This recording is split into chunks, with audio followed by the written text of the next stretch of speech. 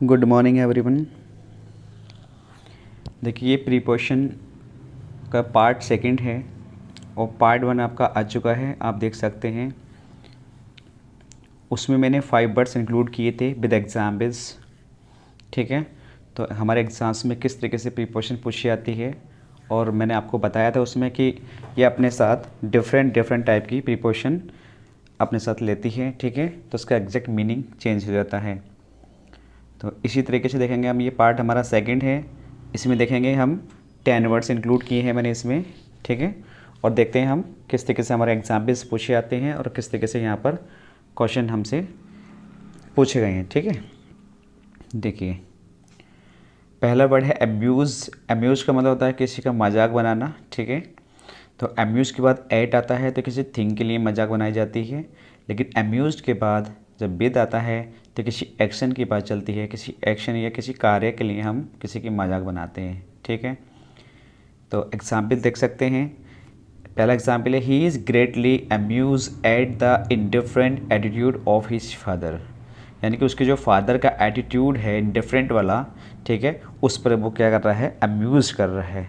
ठीक है, तो यहाँ पे उसके पापा की बात नहीं चल रही है, उसके पापा के एटीट्यूड की बात चल रही है। ठीक है, तो यहाँ पर हम यूज करेंगे अम्यूज़ के बाद एट, क्योंकि यहाँ पर पर्सन की बात नहीं चल रही है। ओके, नेक्स्ट क्या है, देखिए अम्यूज़ के बाद विद आता है तो जब एक्शन की बात चलती है, किसी कार्य की बात चलती है। तो यहाँ एग्जाम्पल्स आपके सामने सेकंड एग्जाम्पल से देख सकते हैं। The boys amuse themselves with throwing flowers at the girls. यानी कि जो लड़के हैं वो मजाक बना रहे हैं खुद। ठीक है, विद थ्रोइंग फ्लावर्स यानी कि फ्लावर्स को फेंकते हुए एट द गर्ल्स, लड़कियों पर। तो उसकी बात चल रही है यहाँ पर कार्य की। कार्य क्या कर रहे हैं, थ्रोइंग कर रहे हैं फ्लावर्स को गर्ल के ऊपर। ठीक है, तो यहाँ पर अम्यूज़ के बाद विद का यूज किया है हमने। अम्यूज़ के बाद यहाँ पर विद यूज किया है। ओके, तो अम्यूज़ के बाद विद का यूज जब करते हैं जब किसी एक्शन की बात चलती है, और अम्यूज़ के बाद एट जब यूज करते हैं जब हम किसी थिंग की बात कर रहे हों। ठीक है, देखते हैं नेक्स्ट वर्ड क्या है। नेक्स्ट वर्ड आपके सामने है अनॉयड। अनॉयड का मीनिंग क्या होता है, किसी को परेशान करना। ठीक है, तो देखिए अनॉयड का मतलब आपको बता दिया गया है। तो इसके बाद जब एट आता है तो किसी थिंग की बात चलती है, किसी थिंग पर हम अनॉयड करते हैं। और अनॉयड के बाद विद जब आता है जब किसी पर्सन का अनॉयड कर रहे हो। ठीक है, जैसे एग्जाम्पल है कि he became annoyed at my laughing. यानी कि बहुत ज़्यादा परेशान हो गया है, ठीक है, मेरे हंसने से। मेरी लाफिंग की बात चल रही है, ना कि पर्सन की बात चल रही है। उसकी मतलब ऐसा कोई पर्सन जिसका कोई बिहेवियर हो, मिसबिहेव हो, या कोई ऐसा चीज़ उस पर्सन्स के बारे में बात नहीं चल रहे हो, बात ना होकर उस पर्सन के किसी बिहेवियर के बारे में बात हो रही है या किसी एटीट्यूड्स के बारे में बात हो रही हो, तो वहाँ से एज ए हम उसको थिंग इंक्लूड करते हैं। ओके, तो यहाँ पर एनॉयड के बाद एट आता है जब थिंग के बाद चलती है। तो एग्जाम्पल दोबारा समझ लेंगे। फर्स्ट एग्जाम्पल है इसका, ही बिकेम एनॉयड, मैं बहुत ज़्यादा एनॉयड हो गया है एट माई लाफिंग, मेरे हंसने से। ठीक है, नेक्स्ट क्वेश्चन है, देखिए अनॉयड के बाद विद आता है जब हम किसी पर्सन से परेशान हो जाते हैं। तो एग्जाम्पल देखते हैं, he is annoyed with you. तो बी यू क्या है, यहाँ पे अपने आप में पर्सन है, तो यहाँ पर हमने अनॉयड के बाद विद यूज किया है। ठीक है, तो वो पर्सन से यानी कि तुमसे क्या है, बहुत ज़्यादा परेशान हो गया है, ऊब गया है। ओके, तो देखते हैं नेक्स्ट क्वेश्चन क्या हो सकता है हमारे लिए। नेक्स्ट क्वेश्चन है एंटीपैथी। तो एंटीपैथी का एग्जैक्ट मीनिंग क्या होता है, देखिए एंटीपैथी का मतलब होता है किसी से घृणा करना, नफरत करना। ठीक है, लेकिन किस किस कंडीशन में घृणा कर सकते हो तुम, ये कंडीशन भी तो होती है ना कुछ, तो यहाँ पर कंडीशन ही फॉलो की जा रही हैं। तो एंटीपैथी के बाद टू जब आता है जब हम किसी चीज़ के ऊपर किसी से एंटीपैथी कर रहे हो, किसी से घृणा कर रहे हो। ओके, और एंटीपैथी के बाद अगेंस्ट जब आता है जब हम किसी पर्सन के खिलाफ, किसी पर्सन के खिलाफ हम एंटीपैथी कर रहे हैं, किसी पर्सन से घृणा कर रहे हैं, तो हम यूज करेंगे एंटीपैथी के बाद अगेंस्ट। देखते हैं एग्जाम्पल्स क्या हैं। एग्जाम्पल से बहुत अच्छा समझ में आता है, और आपको ज़्यादातर जो फोकस करना है वो एग्जाम्पल पर ही करना है। ठीक है, प्रीपोजिशन तो आपको याद कर लेनी है ये, लेकिन उसके बाद आपको याद ज़्यादातर करने हैं, एग्जाम्पल समझने हैं। ठीक है, क्योंकि एग्जाम्पल्स ही क्वेश्चन में पूछे जाते हैं। तो पहला एग्जाम्पल है he has a great antipathy to wine. तो देखिए मैंने बताया आपको, अगर किसी थिंग की बात चलेगी तो बात एंटीपैथी के बाद टू यूज करेंगे। तो यहाँ पर एंटीपैथी के बाद वाइन आ रहा है, तो मतलब बहुत ज़्यादा एंटीपैथी करता है किस चीज़ से, वाइन से। जो वाइन होती है हमारी ड्रिंक होती है उससे बहुत ज़्यादा एंटीपैथी करता है, तो यहाँ पर ये थिंग है, ठीक है। वाइन क्या है, is as a thing include की गई है यहाँ पर। नेक्स्ट एग्जाम्पल है आपके सामने, you should not have any antipathy against your friend Jack. तो एंटीपैथी जब किसी पर्सन से करते हैं हम, तो उसके बाद हम अगेंस्ट प्रीपोजिशन का यूज करते हैं, ओके। तो you should not have any antipathy against your friend Jack. अब देखिए यहाँ पर फ्रेंड इसका जैक है, तो एंटीपैथी के बाद क्या आ रहा है यहाँ पर, अगेंस्ट आ रहा है, जो कि ठीक है। एंटीपैथी के बाद अगेंस्ट जब ही यूज करेंगे जब किसी पर्सन की बात चल रही हो, तो पर्सन यहाँ पर कौन है, जैक है, ओके। आई होप समझ में आ गया होगा। देखिए नेक्स्ट एग्जाम्पल समझते हैं। आंसर का मतलब होता है किसी का जवाब देना, जवाबदेही होना, ठीक है। आंसर के बाद टू यूज करते हैं जब हम किसी पर्सन को जवाबदेही करते हैं, जवाब देते हैं। आंसर के बाद फॉर यूज करते हैं जब हम किसी एक्शन के लिए बात चल रही हो, ठीक है, किसी कार्य की बात चल रही हो। देखते हैं एग्जाम्पल्स क्या हो सकते हैं। You have to answer to me. देखिए टू के बाद जैसे मी आ रहा है, तो ये क्या है, अपने आप में एक पर्सन के लिए यूज करते हैं हम मी, ठीक है। तो यहाँ पर आ जाएगा आंसर के बाद टू, जो कि अपने आप में सेंटेंस एग्जैक्ट ठीक है। तो आपको भी इसी तरीके से एग्ज़ाम में पहचानना है कि आपको याद रखना है कि जैसे कोई आंसर अगर यही वर्ड आ जाए, तो आपको याद रखना है कि आंसर के बाद कौन कौन सी प्रीपोजिशन आती हैं और उसका मीनिंग क्या होता है। और प्रीपोजिशन भी आती होंगी, मैं ये नहीं कह रहा कि यही दो प्रीपोजिशन आती हैं, लेकिन आपको ये ध्यान रखना है कि आंसर के बाद टू आती है तो ये पर्सन के लिए आता है, और आंसर के बाद फॉर आता है तो ये एज ए एक्शन के लिए इंक्लूड किया जाता है, ओके। तो you have to answer to me for your conduct. तुम्हारे कंडक्ट की बात चल रही है, जो तुम्हारा करेक्टर है, ठीक है। तो यहाँ पर आंसर के बाद टू आ जाएगा क्योंकि पर्सन की बात चल रही थी। नेक्स्ट एग्जाम्पल देखते हैं। He was asked to answer for the misbehaviour. अब देखिए यहाँ पर किसी एक्शन की बात चल रही है उसकी, कि आंसर के बाद फॉर यूज कर रहे हैं क्योंकि इस किसी पर्सन के बिहेवियर की बात चल रही है। यहाँ पर क्या है, ये एक एक्शन हो रहा है लेकिन किसी पर्सन की बात नहीं चल रही है, ठीक है। तो he was asked to answer for the misbehaviour. तो आंसर के बाद यहाँ पर क्या यूज कर लेंगे हम, प्रीपोजिशन फॉर का यूज कर लेंगे, ओके। देखते हैं नेक्स्ट एग्जाम्पल क्या है भाई। नेक्स्ट एग्जाम्पल है हमारा आम।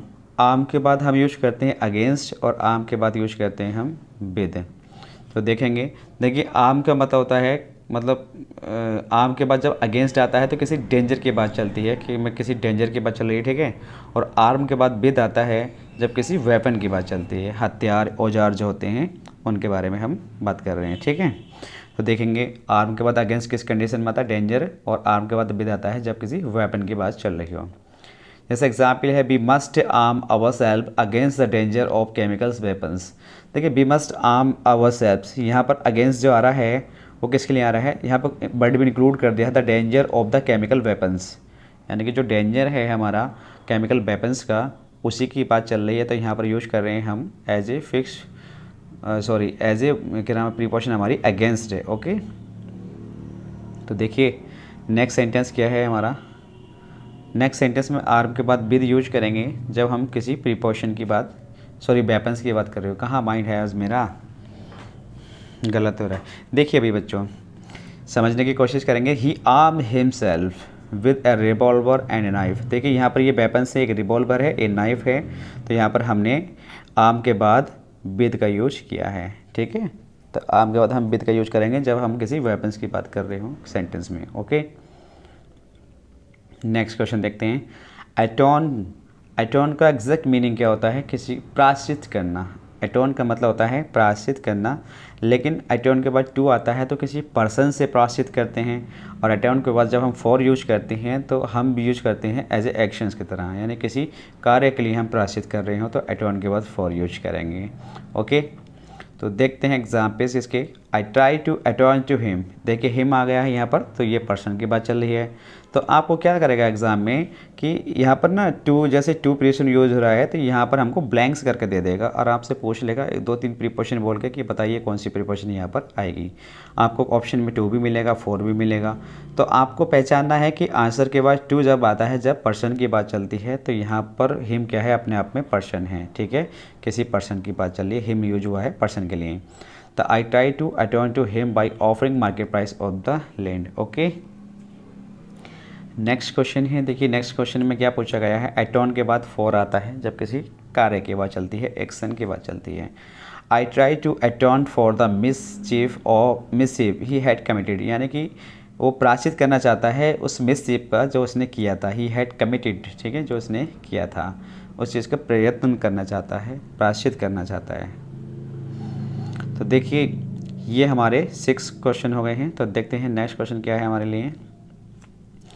नेक्स्ट क्वेश्चन है अवार्ड। अवार्ड का मतलब आप जानते हैं पुरस्कार होता है, ठीक है। तो यहाँ जो वर्ड है हमारा अवार्ड के बाद फॉर, तो अवार्ड जब मिलता है तो किसी एक्शन के बाद चलती है, तो अवार्ड के बाद हम फॉर यूज करते हैं। और जब हम किसी पर्सन को अवार्ड करते हैं, ठीक है, किसी पर्सन को अवार्ड देते हैं, तो हम वहाँ पर अवार्ड के बाद एज ए प्रीपोजिशन टू का यूज करते हैं। ओके, तो देखिए एग्जाम्पल्स आपके सामने हैं। He was awarded a gold medal for winning 100 metre race. तो यहाँ पर एक्शन क्या है उसका, उसने 100 मीटर की रेस हमारी यहाँ पर विनिंग की है, ठीक है। अरे भाई 1 मिनट रुक जाइए भाई बच्चों, देखते हैं ये।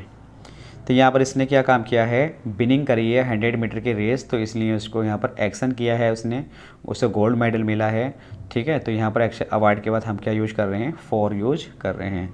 तो आप यहाँ देख रहे होंगे तो आपके सामने ये प्रीपोजिशन फॉर का यूज यहाँ पे हो रहा है, जो कि अपने आप में सेंटेंस में एग्जैक्ट ठीक है। ओके, नेक्स्ट एग्जाम्पल है आपके सामने, a silver medal will be awarded to the best sports girls. अब देखिए यहाँ पर क्या है, बेस्ट स्पोर्ट्स गर्ल्स एक पर्सन है, तो अवार्डेड के बाद यहाँ पर हमने टू यूज कर रखा है। तो ये silver medal will be awarded by the best sports girls को मिला है, ठीक है। आई होप समझ में आ गया होगा आपको। देखते हैं नेक्स्ट क्वेश्चन क्या है। नेक्स्ट क्वेश्चन है एंटीडोट।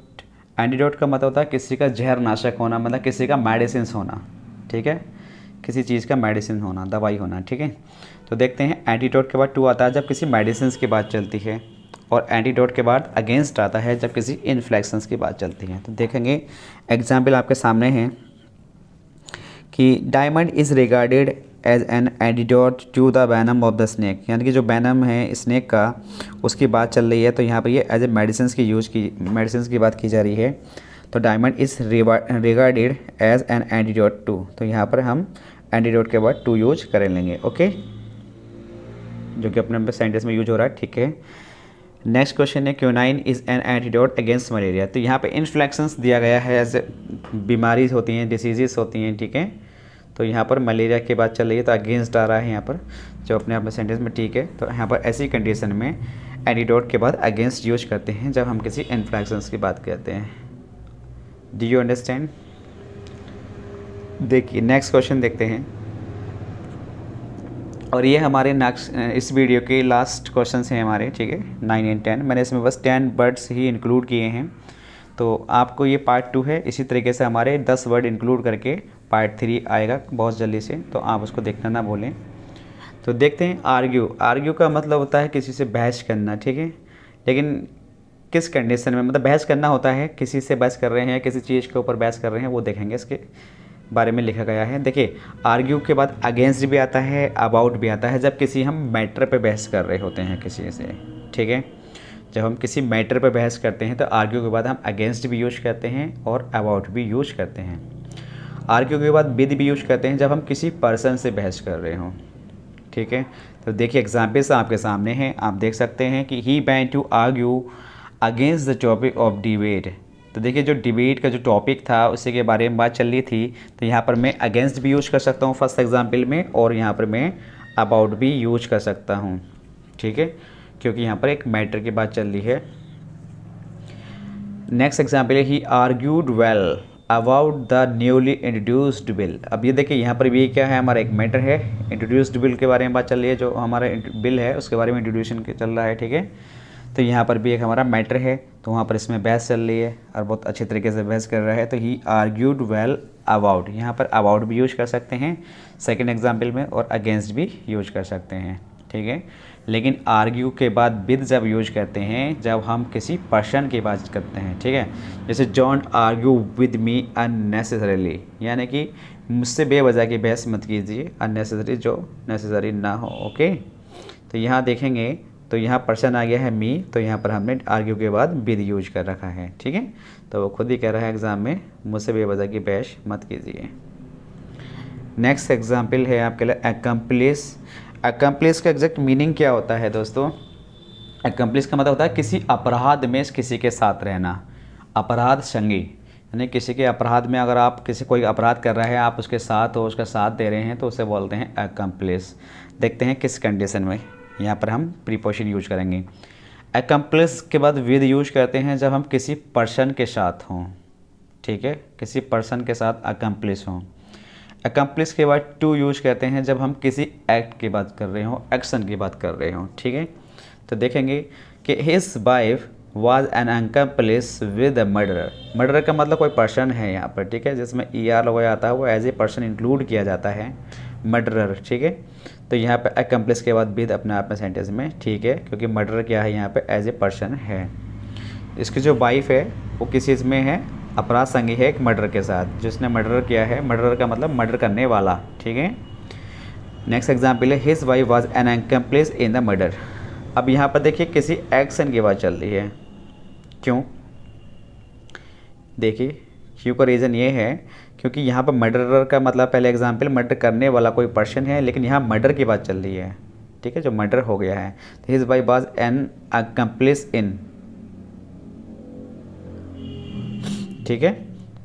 देखिए एक मिनट, यहाँ पे जो प्रीपोजिशन ना इन आएगा, एक्म्प्लिस इन, तो यहाँ पर हो जाएगा his wife was an accomplice in murder, ठीक है। तो एक्म्प्लिस के बाद इन आता है जब किसी एक्शन की बात चलती है। देखिए आई होप ये हमारे 10 वर्ड्स कवर हो चुके हैं और मेरे ख्याल से बेहतर समझ में आया होगा आपको। तो वीडियो अगर पसंद आए तो मोर देन शेयर करना और मेरे चैनल को सब्सक्राइब कर लेना।